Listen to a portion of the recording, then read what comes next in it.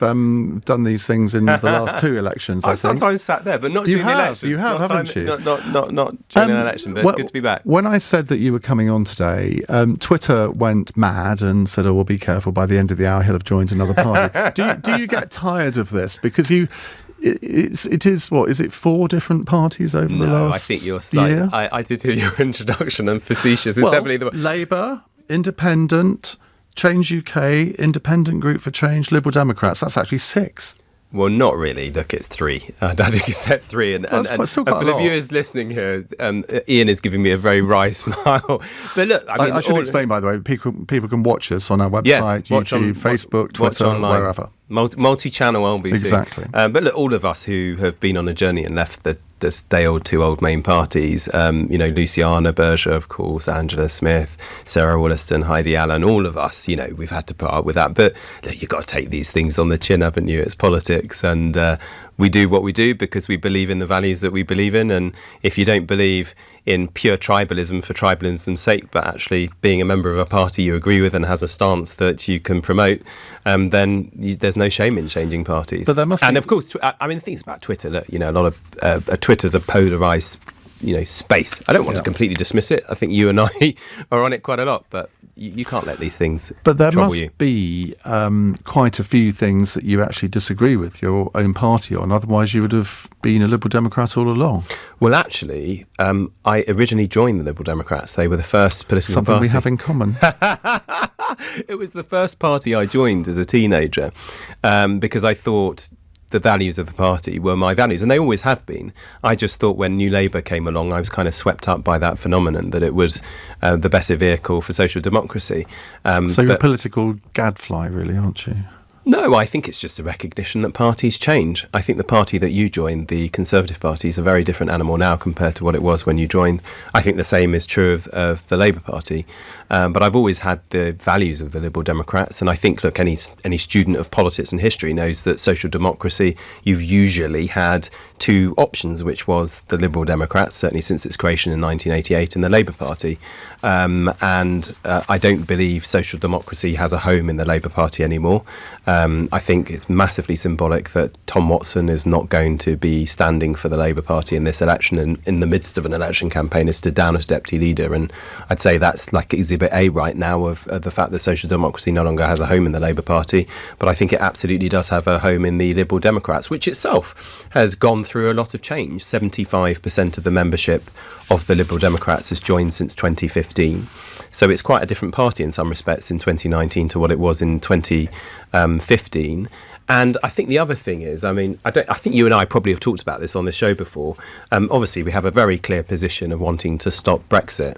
But actually, I think the reason we've done well, and it's been a brilliant year for the Liberal Democrats, is not just because we've been on the right side of the argument in a lot of people's eyes, but I think for the first time in a generation in my lifetime, along has come an issue which really reveals the values and what a party is about. And I've always said throughout this whole Brexit chaos that we've had that Remain and Leave is about much more than whether you want to remain in the European Union or out of it. It is indicative of a set of values and a way of thinking, if you like. And I don't mean that to disparage the other side of the argument, but I just think it's a truth. I think 21st century politics now is very different from when you and I first got involved with politics and when you ran a bookshop, a political bookshop, I seem to remember, Iain. I think things are very different now. So this is going to, I agree with what you said in your slightly facetious introduction, that this is going to be a very unpredictable election. Well, it is, and we'll come on to that a little bit later. But I can remember you, I think the day after the referendum, going on television and saying, well, if anybody thinks that this is going to be reversed, they should think again. And I thought, well, good on you. Because and Paddy Ashdown did exactly the same thing. And I thought, well, that's actually... Well, actually, Paddy and I were here. I remember coming here. Was it here? It was here. No, it was... Well, actually, it was the night of the referendum. Yeah. And I was actually in the BBC... Sorry to mention another newscast, but I was in the BBC studio sitting next to David Dimbleby when he declared the result. And actually, on that evening, both Paddy and I were here. And we were part of your ongoing panel discussion. And my view was, and I don't, it was the worst thing I ever had to do in many respects in the House of Commons as a Member of Parliament, was to vote to invoke Article 50. But I did it because I felt that we had a duty to see if we could actually deliver the kind of Brexit that was being promised, and to try and square the circle, if you like. And I thought, given that negotiations hadn't even started in, I think it was the March of 2017, when we had that vote, that we had a duty to try and see if it could be delivered in the terms that it had originally been sold to the British people. And I gave a speech all about this in the House of Commons that year, but I was very clear that if substantially and materially it was impossible to deliver the Brexit that was promised to the British people by Boris Johnson, Michael Gove and the guys who ran the Vote Leave campaign, but surely you keep telling us that then it was perfectly legitimate to go back to the people on it. We don't know what we were promised, because there are all sorts of different kinds of Brexit. That's the line that's normally advanced. True. And it's a fair point, but I think what I wouldn't disagree with, that there were certain promises that were actually made in the campaign, and that was that there would be hundreds of millions of pounds extra per week going into the NHS as a result of Brexit. They were that we would principally, and the bigger thing is, you could say, okay, well, it hasn't happened yet, so how do you know that is the case? I'll tell you one thing we do know is the case, is that you are not able to have all of the benefits of the club without paying the subscription fee and abiding by the rules. Well, we know that. And we were, that's a statement of the bleeding obvious. Of course it is, but that was not the centrepiece of the campaign. The campaign was, look, because the Italians want to sell us Prosecco, the French want to sell us Brie, and the Germans want to sell us all these cars, they're going to give us everything that we ever possibly want without, having to abide by the rules, pay the subscription fee. We'll get all these special benefits. And that was one of the core things that was argued, and that hasn't come to pass. But I think that, looking back... Well, that's mainly because we haven't started the trade talks yet, because the withdrawal agreement hasn't gone through. But there's another promise, because we were told that all of this would be done on the point of exit, we would have a deal.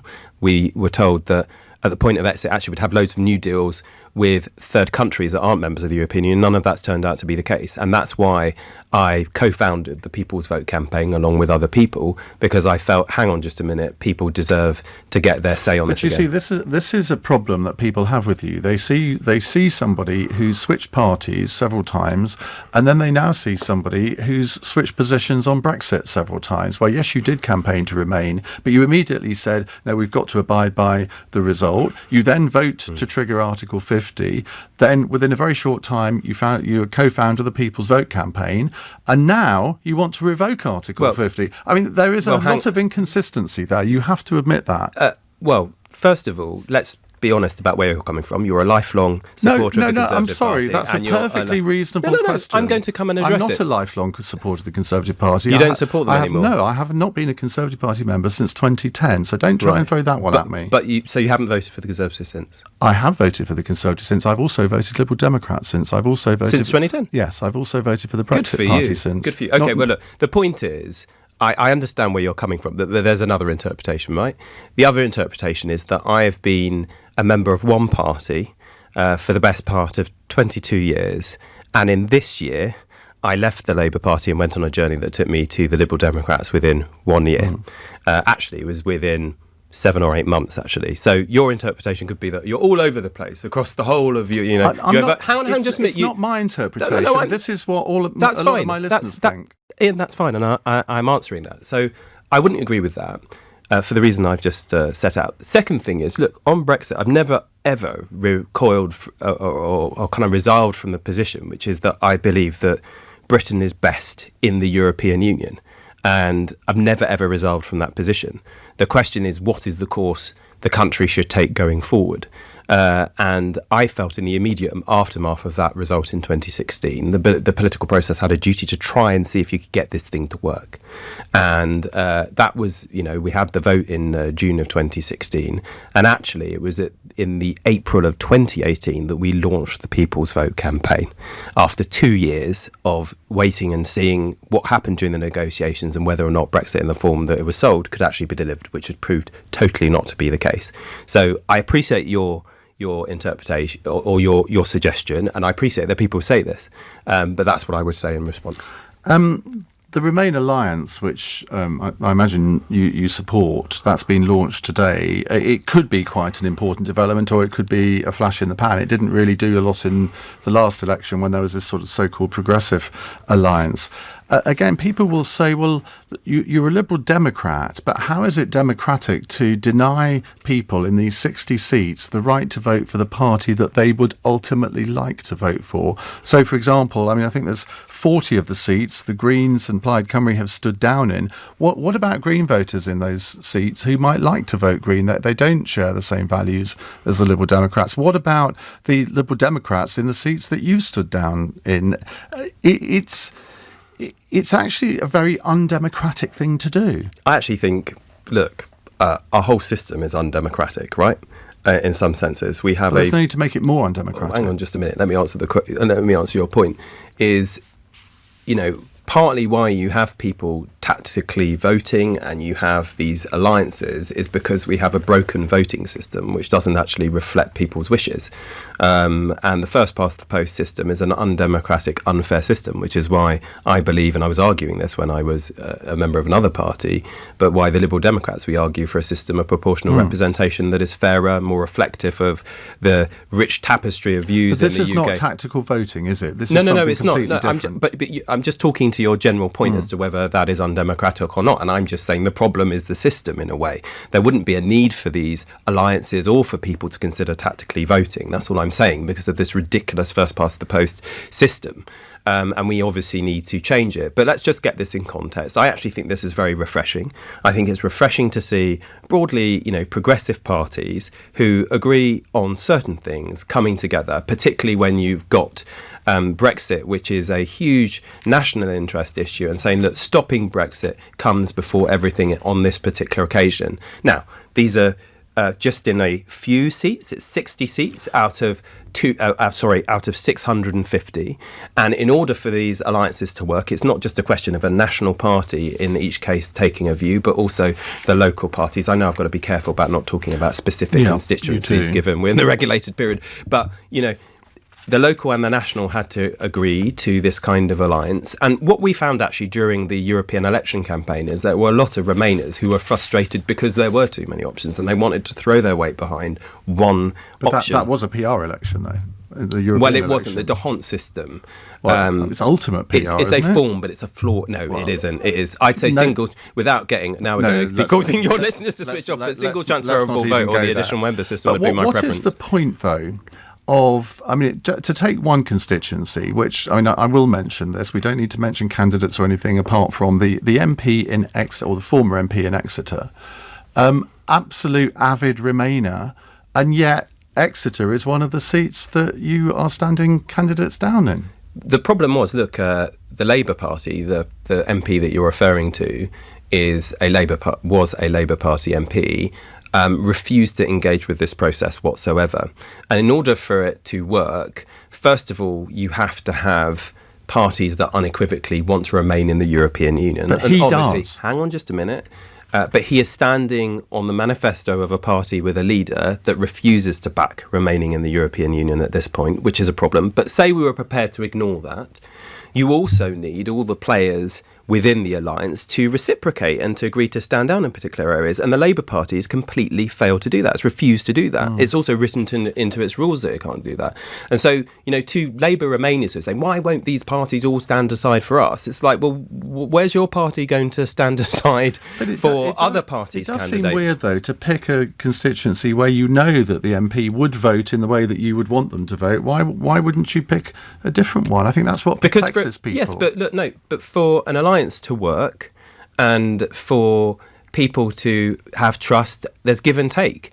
And you can't have all the benefits of an alliance without making your contribution to it. It's not an alliance then. And that's what I would say to that. There's also a bigger problem, which is, of course, you're still sponsoring somebody to become Prime Minister who refuses to back remaining in the European Union. Are you still on the board of the People's Vote campaign? I was never on the board. Well, what's going on there? Because are you part of the People's Vote Front of Judea or the Judean People's Vote Front? Are you on Roland Rudd's side or Alistair Campbell and Peter Mandelson's side? I'm on the side of all of those people who want to stop Brexit. Do you think James McGrory and Tom Baldwin should have been sacked? I haven't got involved with all of the different comings and goings in the People's Vote campaign. I actually have lots of respect for all the protagonists. I think James has been an absolutely excellent director of the People's Vote campaign. There have obviously been differences of view in strategy, some personality differences, which I'm afraid happens in every political organisation, as you and I both know well. But what I hope is, through this rocky period, everyone comes out the other end continuing to work but you've got for what we want. Roland Rudd, the man with the money, he wants to direct the whole thing, doesn't he? I don't know. Oh, and of course I've deliberately not got involved with it. You've read it as closely as I have. I'm the Shadow Foreign Secretary of the Liberal Democrats. I have been chairing our working group on a manifesto, and I've been overseeing our messaging, and I sit on our federal elections campaign committee, and I literally have not had the time to get involved in what is going on over there at the moment. I've been focused on trying to make sure... You might have not got involved, but you'll be following it very closely. If you were instrumental in setting this up, please don't tell me that you aren't. I followed it closely. I want this campaign to succeed. The cause comes first, and I don't think it will be helped by me diving into it, taking one side or another, or stirring the pot anymore. What I would like is everybody to work together to make sure that we actually get as many MPs and People's Vote supporters into Parliament in the next Parliament as possible. Would you accept that there isn't a majority support for a second referendum in the country, and that there certainly isn't a majority support in the House of Commons, which is presumably why we're having an election now, because that was a conclusion that Jo Swinson came to? I think there are two things to say about the Parliament that's just finished, actually three. I think, first of all, it hasn't been the best time or certainly it hasn't been the best advert for British politics. It's had very much an end of days, past its sell-by date, feel to it, the House of Commons, over the last few months. It's not been functioning, our legislature or our executive, actually. And that's a wider issue. I think the second thing is, obviously, we want to stop Brexit. We're absolutely clear about that, no equivocation. And in order to do that, either you have a majority in the House of Commons that stops Brexit altogether, or you have one to deliver a People's Vote.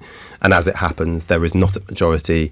There wasn't a majority in the Parliament that's just expired because, the large mass of Conservative MPs, but also a significant minority of Labour MPs would never entertain it. And so in order to stop Brexit, the best chance, as we saw it, was to get a new Parliament. Now, in terms of whether there's a majority, and also I actually think it's worth saying, is that I'm not sure there was a majority for any form of Brexit. That was a problem with the Brexit issue in the last Parliament.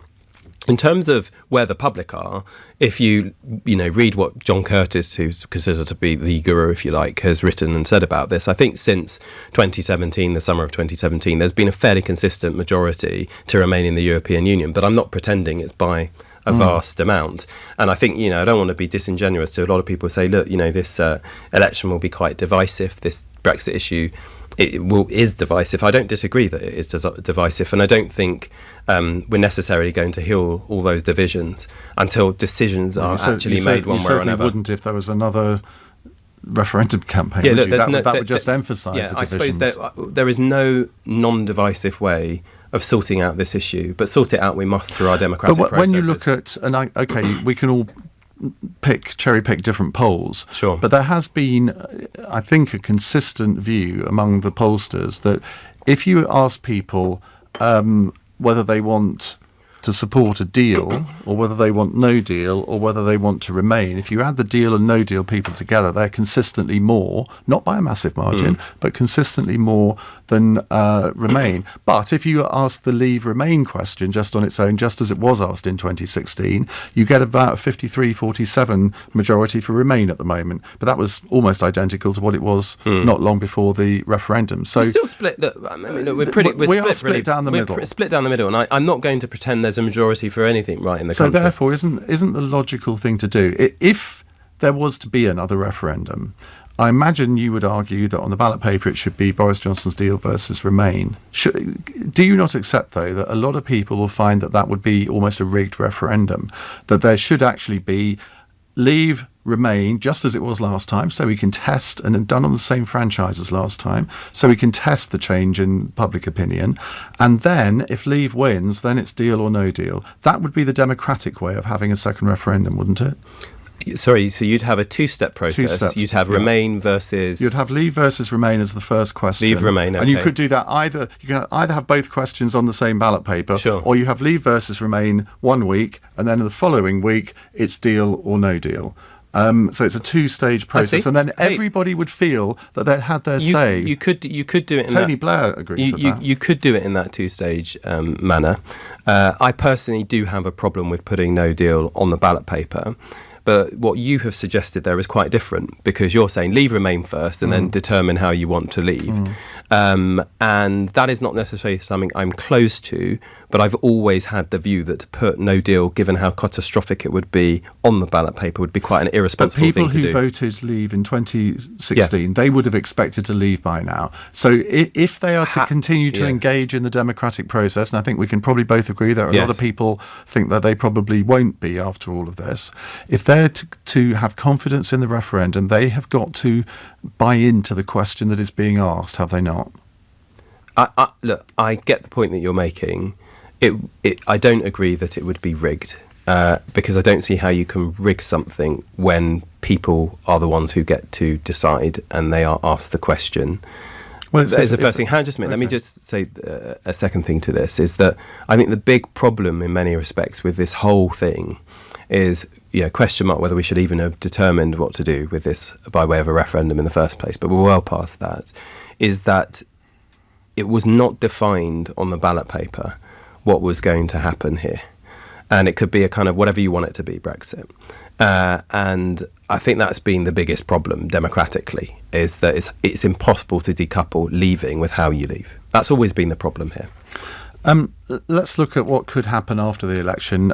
We agreed at the beginning that this is going to be a very unpredictable election. I think it's entirely possible that Liberal Democrats could win 80 to 100 seats. I think it's also entirely possible they could win fewer than 20. It's very difficult to determine at the moment.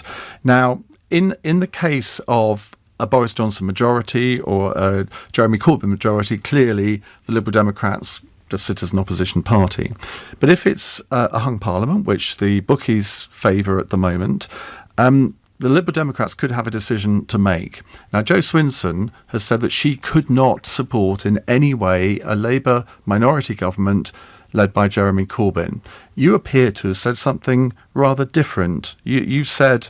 this is the Daily Mail have picked up on this, so please correct me if I'm wrong. The Daily Mail, good Conservative supporting Chuka Umunna said after the party launch there would be no coalition with other parties as currently configured, but he was quickly slapped down by Ms Swinson's spokesman, who said the Lib Dems would not work with the Labour or Tories no matter who led them.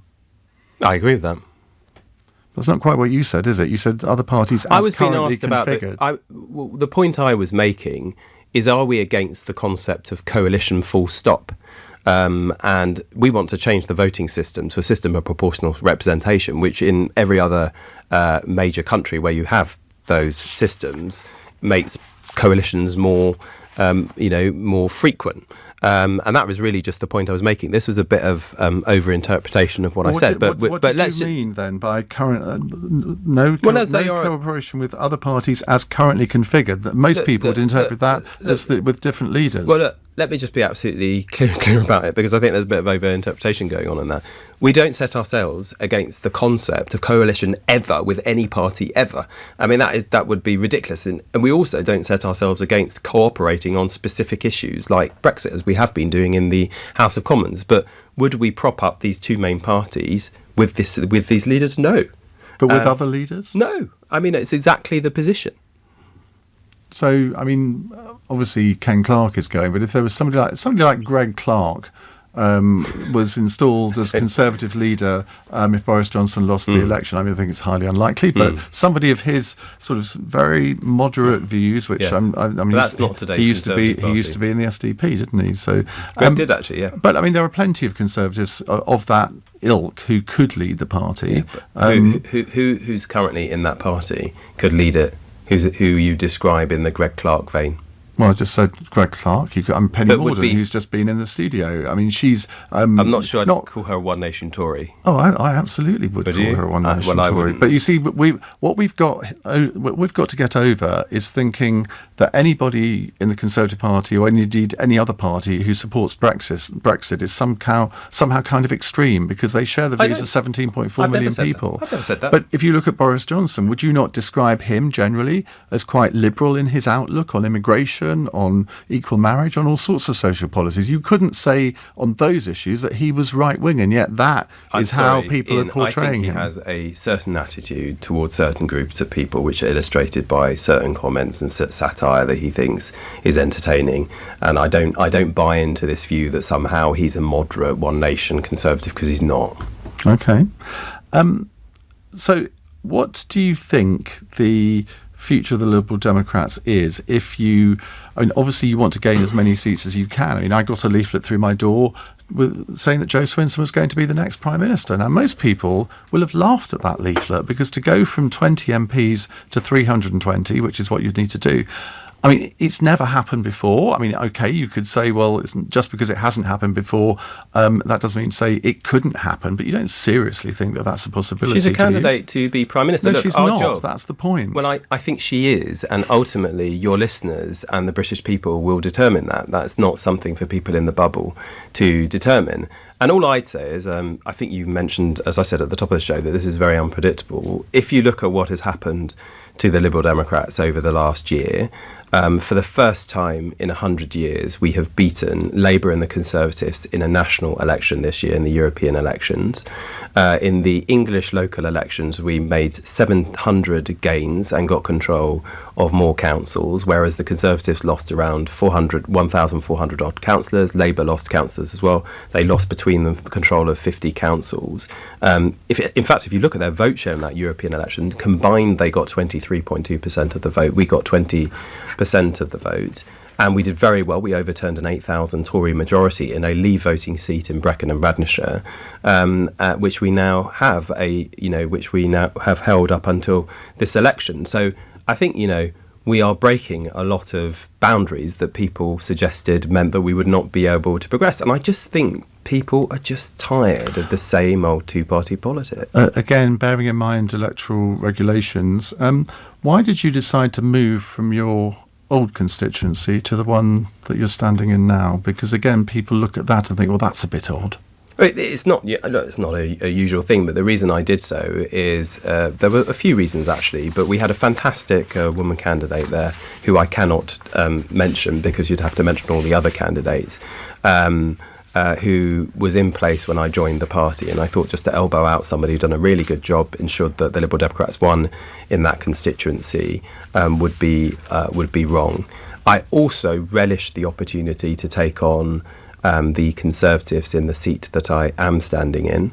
They are, the Brexit party, if you like, and I, as much as I think it's important the Liberal Democrats win seats from Labour, it's really important that we get rid of the Tories in many seats as possible.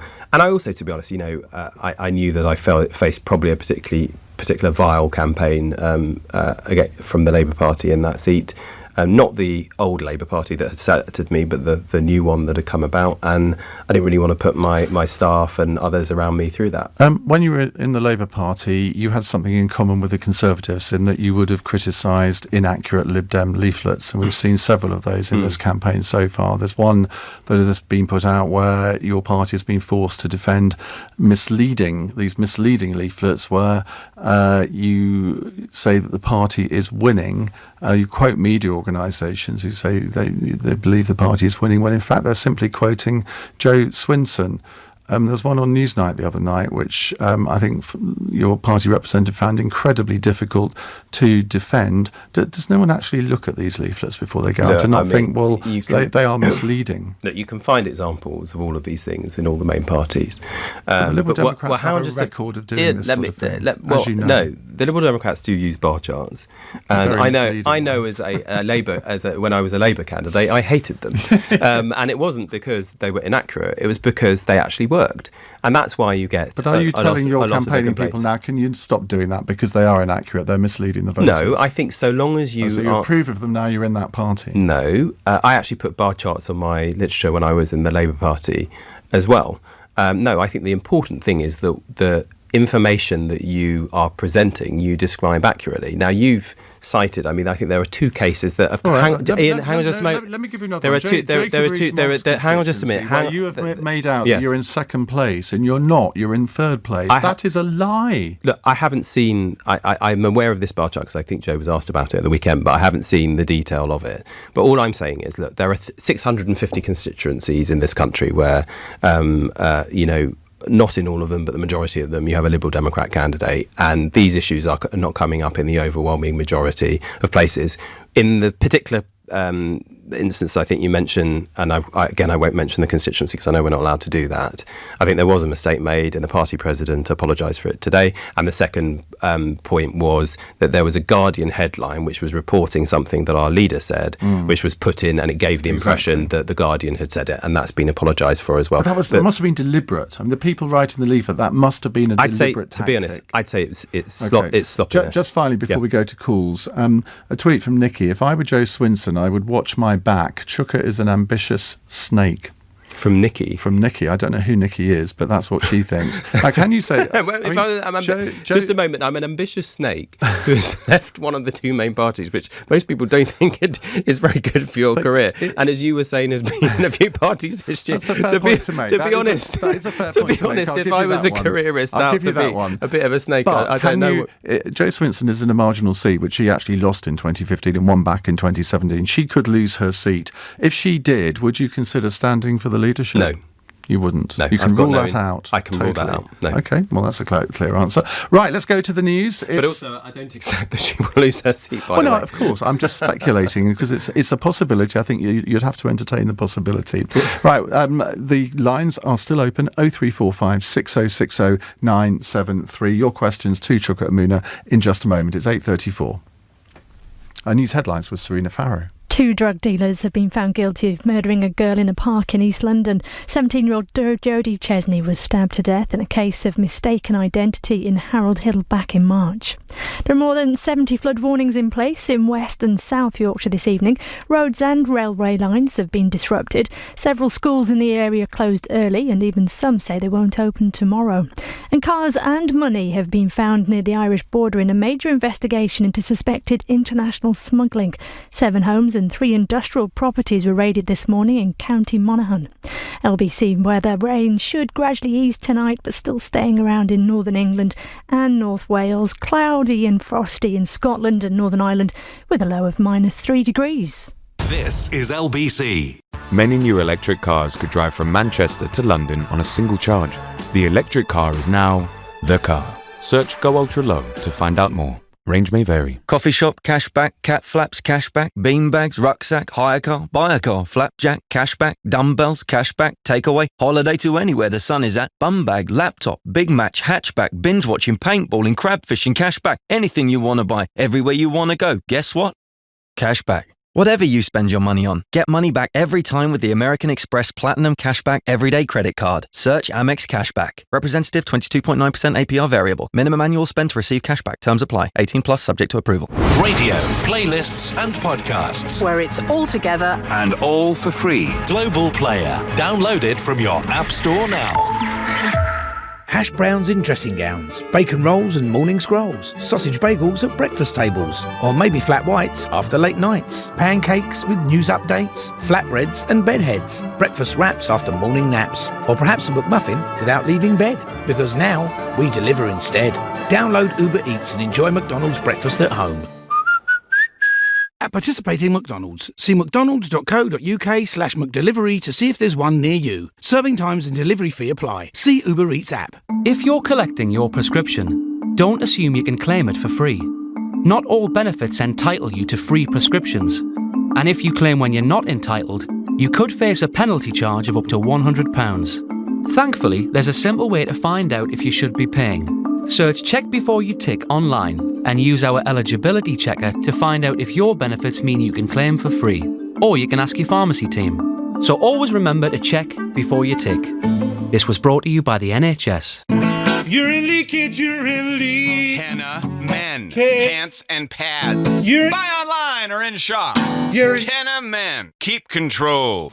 Christine from Hull was persuaded by Lloyds Bank to talk to a financial advisor and ended up making an investment which lost money. She asked Goodwin Barrett for help and received £6,900 in compensation. Christine is just one of the hundreds of people who Goodwin Barrett have helped. So if a bank or financial advisor persuaded you to make an investment which lost money, then text GOOD to 60777.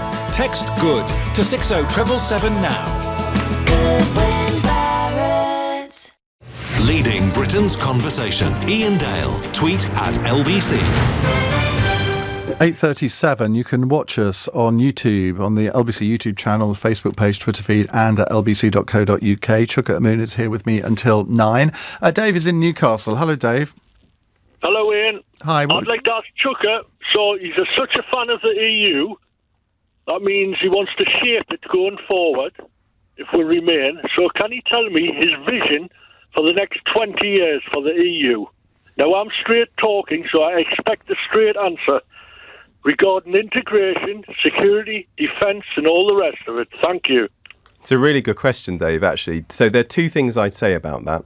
First of all, if we're to make sure that our economy at home works better for individuals and that they aren't ripped off and knocked about by big multinational companies that are often more powerful than the governments of countries, then we have absolutely got to work together in the EU with other countries to make sure that these big companies abide by the rules. You don't have to be a member of the EU to do that. You can still work with other countries without being a member. I'm not saying that it's the only way of working with other countries, but through that framework, we can actually force these companies to play fair. I'll give you an example. Google tried to rig the price comparison sites that come up when you do a Google search to only bring up their price comparison sites and not put other ones in there. And they got fined €2.1 billion for doing so and were made to abide by the rules. So that's one thing. The second thing, David, I think you asked about was kind of security and defence. I think whereas clearly Germany in particular, but also France, obviously leads the economic core of what the EU is through the Eurozone. I thought there was a really good opportunity for the UK to lead the defence and security part of the EU, where we work together to bring greater security to our part of the neighbourhood. And I'll give you a good example where I think that's made a difference. The EU played an absolutely decisive role in ensuring that the Iran nuclear deal was finalised. So those are just two examples, two ways on the economy and security where I think actually working in the EU we can do a lot of good for our country, which is good for us at home but good for the world abroad. Do you think that there would be an argument within those 20 years for Britain to be part of the euro? Do you think there would be more closer political integration? I actually think that I like the idea of a two-speed Europe. I wouldn't put it like that, but a dual-core Europe, where there are countries that want to be more integrated. I don't think we should join the Eurozone because our economy is slightly different to other countries within it. And I think you have to have a degree of political union in addition to monetary union for that to work. So I don't think that is the right way. And I think there are quite a few countries in the EU that are of the same mindset. So I don't think we have to do that. But I'd be interested, Dave, you tell me what you think, because you asked the question. I'm afraid Dave has gone. Oh, is he gone? So I feel bad because he fell out. Huria on Twitter says, Ian, you're always harder on the centre parties. You may not be a member of the Tories anymore, but you're a hard Brexiteer. And I'm saying your tweeters don't represent every listener. Chuka is doing a fantastic job. Continue, and I shall be voting for the Lib Dems. So there you go. Thank you very much. Balance for you. Thank you so much. Leo is in Geneva. Hello, Leo. In Geneva? Yeah. Hey, Leo. Hi there. So, Chuka, you gave up on the leadership election in 2015 because you hadn't anticipated the press intrusion into your family. You then gave up on the new party you co-founded earlier this year because you hadn't anticipated the infrastructure required to build a political party. You've been in 3 parties this year, refused to call a by-election during the entire period. Isn't the truth that you're really just a career politician willing to say and do anything to keep your job? You're obviously my biggest fan, mate. Let's just go through that. So I decided not to stand for the leadership of the Labour Party. I left the Labour Party to set up a new party. It didn't go very well, and that makes me a career risk. Goodness me. If that makes me a career risk, goodness knows what, if I'd stayed in those in that party and continued on the trajectory I was on, you'd say, look, you're obviously not my biggest fan, mate. But what I would say is I've done what I've done because I believe in a set of values. I'm socially, I'm a social democrat with liberal values. And the reason that I left the Labour Party and ended up joining the Liberal Democrats is because I'm liberal, international, progressive and future orientated. And if that's your outlook, then I would say vote for the Liberal Democrats in this general election. And, if you've got a problem with me pulling out of the leadership race of the Labour Party 4 years ago because I actually thought you should put your family before politics, well, so be it. We'll have to agree to disagree. But then why didn't you go straight from Labour to the Lib Dems? Because I think the truth is that many people at the beginning of this year, and politics is so volatile at the moment, actually thought that, particularly in the kind of progressive, centre ground, liberal space, thought at the beginning of this year, including many people, I might say, senior figures actually in the Liberal Democrats, who thought in the end we were probably going to need a new political party to take that project forward that would in the end up working with the Liberal Democrats. And as it turned out, when we went to the British people in May in those European elections, I said, look, we don't want another liberal progressive centre ground party. There is one. What we want people to do is consolidate and coalesce around it, the Liberal Democrats. And I took my instructions from the people in that election. He silenced you, Leo. No, but I mean, just look at how it appears from the outside, right? No, I know, and Ian's put that to me, and you're obviously not a fan of my politics and what I've done, and that's perfectly legitimate. That's totally, I don't criticise you for that at all, and you're raising legitimate questions, but politics is in flux. We're moving from 20th century left-right politics to a different form of politics in the 21st century. The two big main parties are divided, past their sell-by dates. They've been making too many decisions in their own party political interests. And I think people want something different. And they like it when politicians actually say, I'm not just going to stick with this thing and carry on with this rubbish for tribal reasons. I'm going to try and do something different. And I'll tell you one thing I won't disagree with if anyone's saying it, is that I certainly haven't chosen the easiest course here. It's been incredibly difficult making the decisions that I've made this year. And I'm sorry, it's just a bit absurd to suggest I've done this for careerist reasons. You don't do what I've done this year if you want to just go up the greasy pole and become a minister. You just don't do it. Okay, Leo, thank you very much. Alex is in Watford. Alex, your question, please. Good evening, gentlemen. Pleasure to speak to you, Chuka. Hi, Alex. What is the election manifesto? What is the headline points this country should consider before they cast their vote? I think, look, there's two things here. Undoubtedly, this is going to be dominated by Brexit, whether people like it or not, because whichever party is elected to form a government on the 12th of December, in the inbox, the biggest issue is going to be the European Union, the approaching exit day of the 31st of January, which will have to be dealt with very, very quickly. But secondly, a general election is general in the sense that it covers other issues. And we want to stop Brexit. But the reason we want to do it is so we can focus on the big issues and building a brighter future for people. The problem you've got there is, and while you were giving that answer, I was thinking to myself, I'm not sure I could name a single Liberal Democrat policy apart from revoking Article 50. Now, that's an advantage in one way because it's a very, very clear message that you're sending out to Remain voters. But do you not need more than that? And okay, you're going to have a manifesto, which will have lots of other things. But we've launched our plan for the future today. Have you? Yeah, we have. So pass me by. I will send you a link to it. But beyond stopping Brexit, there are 4 key policies there. Now, this isn't the only policies that we've got, and we're bringing out a full manifesto. But there are 4 pledges taken from our policy bank. One is on education, making sure that we give our young people the best start in life by investing 11 billion in our schools to provide 20,000 more teachers. One is on health. We've got to treat mental health issues with the same urgency that we treat physical health issues. So you'll be hearing lots from us on that. Then there's the economy. We need a fairer economy that actually works for people. So we want to make it easier for people to look after their children by increasing childcare provision, but also giving people £10,000 each to spend throughout their lives on skills and training so that, future generations can go through 1 or 2 career changes at least. So we need to make sure that people are given the skills to be able to adapt to that. So there are some very clear offers there, in addition, of course, to dealing with the climate emergency. And we want to ensure that by 2030, 80% of our energy comes from renewables. So I've given you, in addition to stopping Brexit, 4 key things there that are indicative of the kind of change we want to make in this country that deals actually with the challenges we've got now in the future, but doesn't seek to recreate a kind of 1970s Britain, a bit like that Jeremy Corbyn I'd suggest often talks about. And sometimes I think there's something very 1950s about the Tory vision of the country as well. We're much more about the future here. OK, more questions for Chuka Umunna in just a moment. It's 8:47. Nick Ferrari at breakfast, LBC. Less than blissful start for the Conservatives over the last few days. They've had the issues with the question that Jacob Rees-Mogg answered on this show. Then they've had the problems over fake news, the doctoring of a video clip as well. Rishi Sunak as Chief Secretary of the Treasury and a Conservative parliamentary candidate. I think it's right that people have apologised for some of the mistakes that have been made. I think that's absolutely right and proper. But I think that beyond the individual personalities, I think what is important is the agenda that we're setting out. Well, we can't hear that, sadly, can we? Because people are quitting or making unfortunate comments about Grenfell Tower. Will you allow it's not cut through yet, Mr Sunak? No, I'm not sure I do agree with that, Nick, actually. I mean, there's a lot of focus around us on personalities and individual people. Our message is clear. Nick Ferrari at breakfast. Weekday mornings from 7, LBC.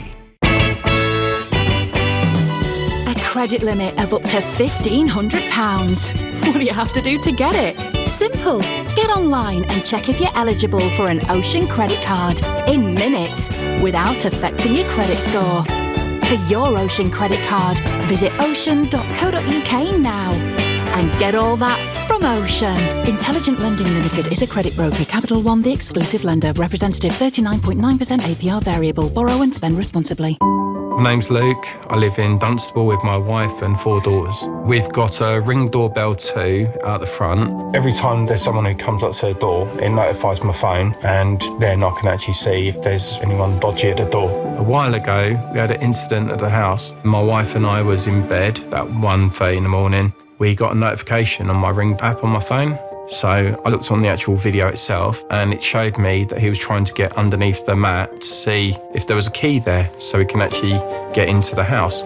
The video clip allowed the police to see exactly who is in front of the camera and where that person was touching the door, and that allowed the crime scene technician to dust for prints. Thanks to the video clip and his fingerprints, that was enough to convict him. The most important thing for me is when I'm not here during the night, I need to know that the family's safe, and Ring Doorbell does that. Join Luke and the millions of people protecting their homes with Ring. Learn more at ring.com. Can I have chemo at home? It's only suitable for a couple of types of cancer. It depends on the type of treatment. You'll have to go to a doctor. When you search one question about cancer, you end up with millions of results which contradict each other. For clear and uncomplicated information, come to Cancer Research UK. Visit us online or give us a call on 0808 800 40 40. Cancer Research UK. Together, we will beat cancer. That's the sound of you, squeezing £2,000 out of your old polluting vehicle. The Mayor Sadiq Khan has introduced the new ULEZ car and motorcycle scrappage scheme to help tackle London's toxic air. You could get £2,000 for scrapping a car and £1,000 for scrapping a motorcycle, which you could use for a newer, cleaner vehicle or other ways to get around. The scheme is only available to people on certain means-tested benefits or non-means-tested disability benefits who own a polluting car or motorcycle. Check if you're eligible. Search TfL Scrappage. To the Mayor of London and TfL, every journey matters. The autumn sale at Oak Furnitureland is on now, with fantastic savings and guaranteed Christmas delivery. Online and in-store. Ends Sunday. Iain Dale on LBC. It's 8:51. We're putting your questions to Chuka Umunna from the Liberal Democrats. John is in Watford. Hi, John. Oh, hi there. Hi, what would you like to ask? I understand Chuka is the spokesperson for foreign affairs. Correct. Amongst other things, is that right? Yep. Right. So I've not actually heard any foreign policies as such. All I've heard is about, banging on about Brexit continuously, which is getting a little bit boring. What would you like to hear about? Well, I'd like to know what his views are, for example, about, how would he handle Donald Trump, for example, and what's his view on the situation in Israel, for example, whether he supports a two-state solution or. Okay, let's put those to him, John. John, well, yes, I do support a two-state solution, and the party does. I think the biggest threat we've got on a foreign policy side of things is that the liberal international rules-based order that was put in place after the Second World War, that has been upheld by a set of countries and institutions, including NATO, the World Bank, the UN, the EU here, and has led to peace and prosperity being far greater than before the Second World War, and greater levels of cooperation. That is under threat by strong-armed men, not just Donald Trump, by President Putin in Russia, Xi Jinping in China, other leaders around the world. And although the international rules-based order is not perfect, it has delivered the goods. And so upholding the international liberal order, which has kept peace and prosperity through cooperation instead of the kind of strong-arm men tactics that we see, is absolutely the core of our foreign policy. And that's one of the reasons that we're so in favour of staying in the European Union, John. But I mean, look, there are lots of different challenges around the world, and I'd be happy to deal with any specific issues that you've got. I should also say that, ensuring that we do our bit for humanity around the world, not just at home, through continuing with the 0.7% target in terms of international aid is absolutely vital. Okay, thank you very much, John, for that. Donald Trump, any particular views on Donald Trump? I think our relationship with the US is incredibly important and is far bigger than the individual who sits in the office, in the Oval Office right now. I don't like the man. I don't like his politics. I don't actually think he's very fit to be president, but he is the president of that country. I just cannot believe that somebody who is a racist, is a misogynist, is an Islamophobe and peddles hate on a level I've never seen any US president peddle before, is sitting there. And what did you make of the fact that he told Nigel Farage in this very studio last week, was it last week or the week before, I can't remember now, that he would like to see a Boris Johnson-Nigel Farage pact? Well, of course he would, and it's the same kind of politics. I mean, Donald Trump is far right, basically. And that kind of right-wing authoritarian nationalist politics. That phrase is an interesting one that you use because that's traditionally been associated with the BNP National Front. You're not really trying to liken Nigel Farage or Boris Johnson to that, are you?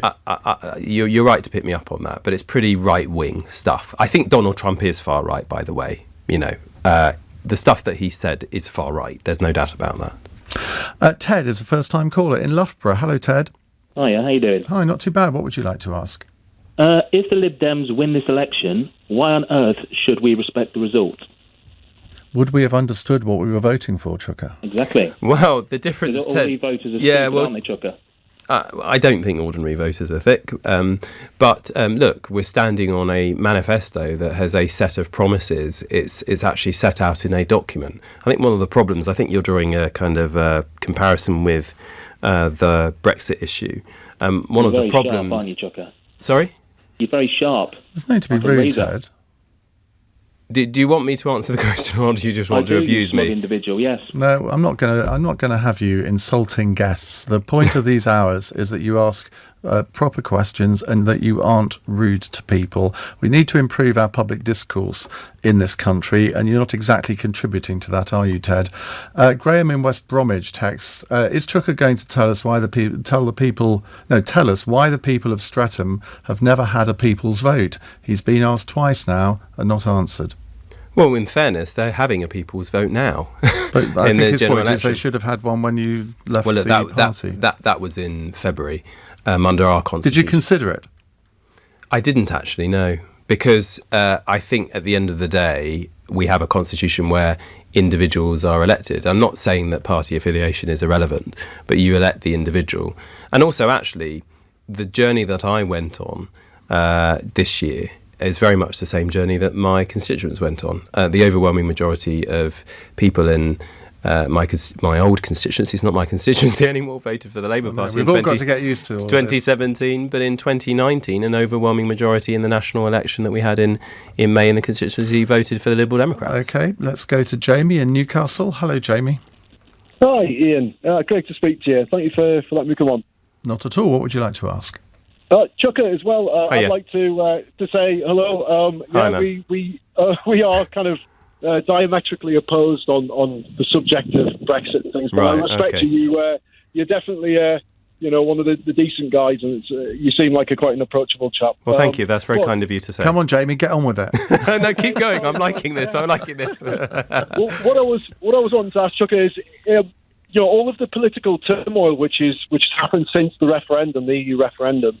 Do you think it's been like the perfect kind of the genesis point of a real, true EU nationalism, which we are potentially the only nation which could actually then subsequently spread that throughout the rest of the EU? An EU nationalism? Do you mean in terms of... Just explain that. Like how when I look at it as a Brexiteer, I see the People's March and things like that, and they identify... And I've been on the March to Leave, and there was you have the rivalry and things. People have an identity, don't they? I think I get what you mean, man. Yeah, I mean, look, I do think there is a European identity. I don't think it's a nationalism, though. I'm a patriot. I'm patriotic. I'm not a nationalist because I think in the main there is a suggestion. I'm not saying this is the case in your case. You can talk for yourself, but I think there is a suggestion of a kind of superiority of one group of people over another with a nationalism. And that's something that I find kind of just doesn't sit comfortably with me. Whereas I think patriotism, where you have a pride in your nation's history, its geography, what it is, its people, is what I subscribe to. So I don't think that... I think there is a European identity where you identify with being European. I think that's what you're saying, that we are seeing that now, and I think that's true. I think Brexit has made everybody across the European Union realise actually how important it is, and we've taken it for granted, and the benefits that it's brought we've taken for granted. And I think the fact that it might be taken away from us has made us realise what a huge benefit being in this wonderful club of nations, which share the same challenges and values, has been for our country. Jamie, thank you. Final question goes to Alex in Bexhill. Alex, go ahead. Good evening. Hi, my question is regarding austerity. I'm a Lib Dem voter, and I'm a fan of Chuka's, and I think he's a sound gentleman. But I'm curious if his opinion on austerity still reflects the Labour Party's opinion on austerity, or has he been fooled by the idea that the 2008 financial crisis was caused by too many libraries in Wolverhampton, like so many have? No, I haven't changed my... hi, Alex. Thanks for what you said. No, I haven't changed my view on that. And in 2010, I never disputed, and the Labour Party actually didn't dispute the fact that we would need to deal with the debt and the deficit in the aftermath of the global financial crash, which led to public sector debt going up so much. But the question was how you did it and the speed, and I felt the speed was too fast.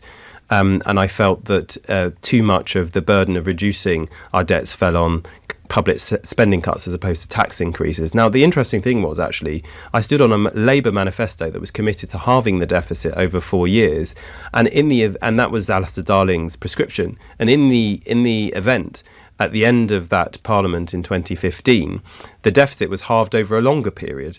And so it was actually not as bad as what Labour had been proposing at the beginning of that Parliament. But that was then and this is now. And ultimately, if you want to stop austerity, remaining in the European Union is absolutely essential, because that is the way you keep huge revenue coming into the exchequer to be able to invest in public services, I would say. I think there's definitely been a different, views have evolved and changed in the Liberal Democrats since 2015. The party has voted against every single Tory budget. It has voted to reverse so many of the cuts. But it did vote for austerity. Joe Swinson was a minister in the government. It did. I'm not denying that. I am not denying that.